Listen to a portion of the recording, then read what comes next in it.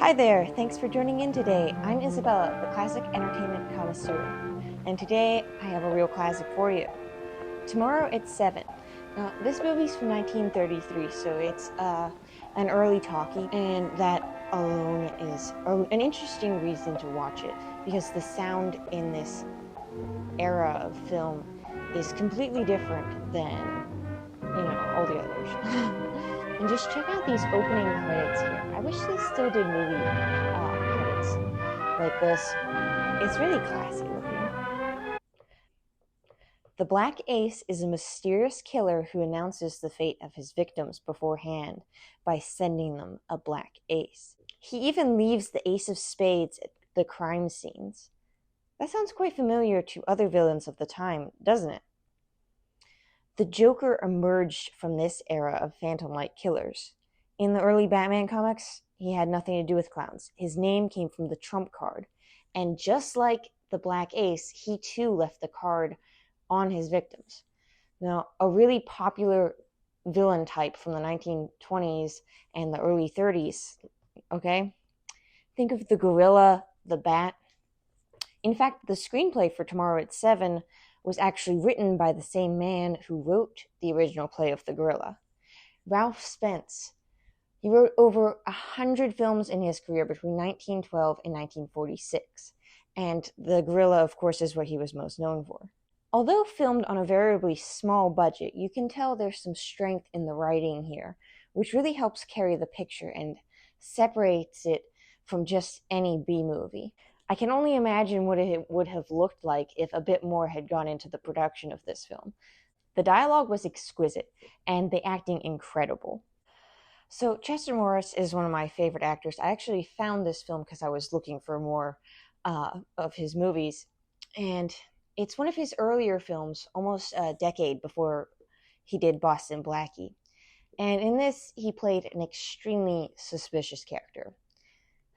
And of course, at the time that I first watched this film, I had also just recently seen The Bat Whispers, which was pretty scary, by the way. I might have to do a review on that one too sometime in the future. But so with that in my mind, I just assumed the worst for the outcome of Tomorrow at 7. This film is one of those ones that really tries to keep you guessing all the way until the end, which in this case is an amazing feat because our number of suspects is so limited. But it works. All the way up until the last few minutes. You can't be 100% sure who the real culprit is, and I love the way they do that. It's funny, I've seen a lot of the reviews and comments on this one, and no one seems to agree on whether the comic team is the highlight of the picture or whether their performance takes away from the picture. And I have to go ahead and give my opinion here. I don't think the movie would have been the same without them at all.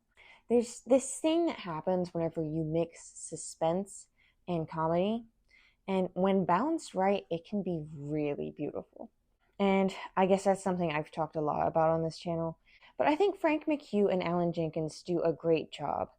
Sure, some of the routine is a bit corny, but the actors bring so much life to the scenes. You don't get that kind of quality these days. So, the murder takes place on an airplane, and we have 6 possible suspects. That's it. And once a few of those are eliminated, we're down to like 3 suspects at the most. I mean, there's always the chance that one of these bungling detectives could have done it, but is there really? Once we get to the big spooky mansion, though, we do have a few other suspicious characters pop up. This creepy coroner being one of them. Charles B. Middleton. So this guy was a character actor, and like all the characters that he played were like this character here. Gus Robinson as Pompey had kind of a scary henchman role in this one. He was a bit of an uncredited actor from Chicago, and this movie is actually what he's mostly known for. Virginia Howell plays Mrs. Quincy. And again, this movie is what she's mostly known for. I love that her character is kind of just there to be creepy, but also the comics really use her presence for the comedy as well. Okay, so one thing that I really had wanted to mention about this film, it was something that I noticed and something that kind of stuck with me after watching it, was the fact that there's like no musical score. Like I said, this was an earlier sound film. This was like long before they were doing a lot of like, suspense music and all that. I found the fight scene toward the end, like the climax here, the sound, if you listen carefully, I'm gonna play it for you here.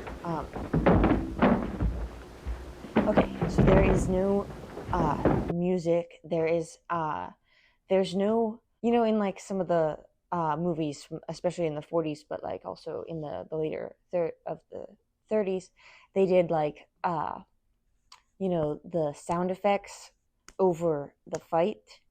Okay, this does not have any sound effects over the fight, so you just hear thump, thump, and it just kind of adds to the suspense. It makes it pretty eerie sounding, actually.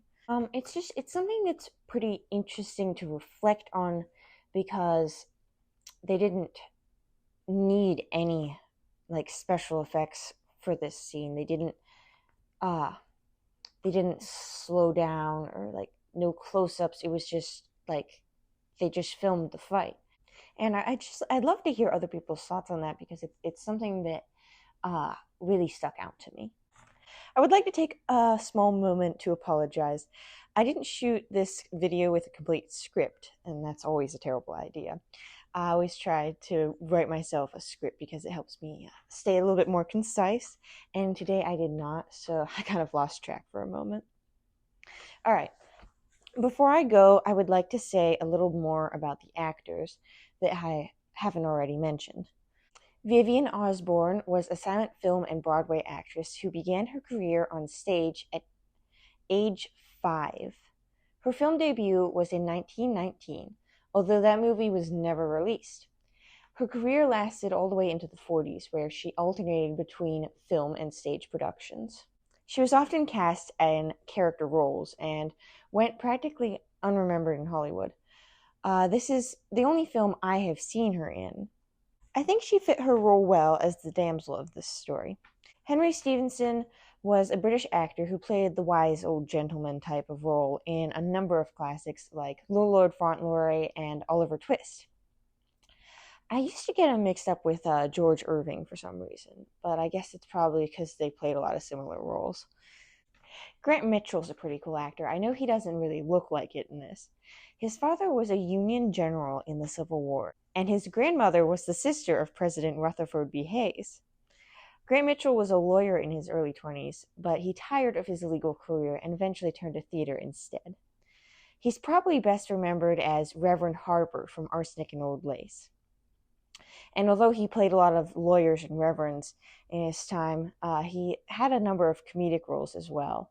Let's see, then there's still Frank McHugh and Alan Jenkins. Now, they were both regulars at Warner Brothers, and both often were cast as henchmen, policemen, and the like. So I'll probably be talking more about them in my videos to come. Now, once again, I just want to say that this was a great mystery. It was suspenseful, entertaining, etc. Anyone who loves old mysteries will appreciate this one. The upcoming episode, I'll be discussing another favorite, Romance on the Run.